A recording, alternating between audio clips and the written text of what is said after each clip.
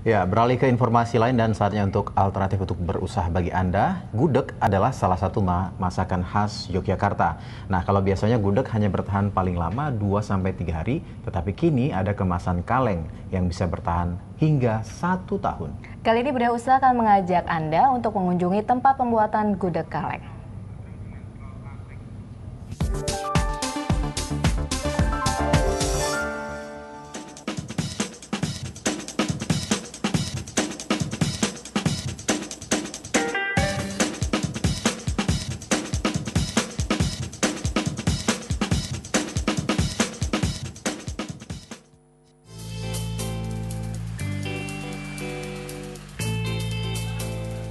Gudeg Jogja, siapa yang tak kenal masakan khas yang satu ini?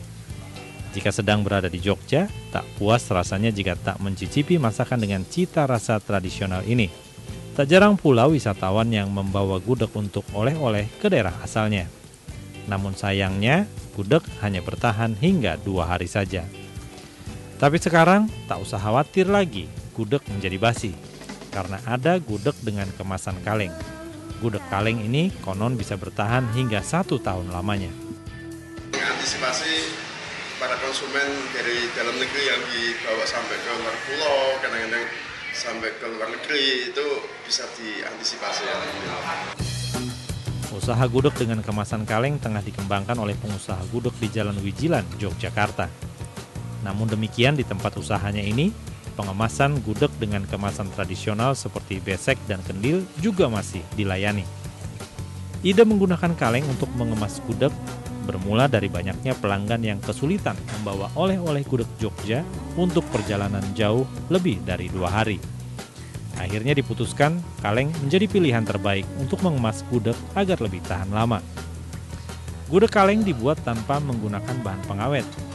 Jenisnya kering, tidak berkuah seperti biasanya.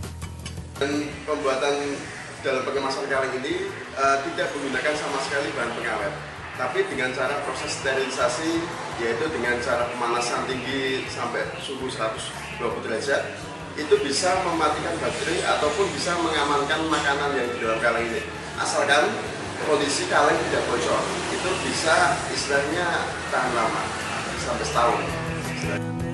Sebelum pengemasan, isi gudeg seperti kering tempe, krecek, telur, dan tahu harus benar-benar dalam kondisi kering dan harus melalui proses pemanasan yang berulang-ulang.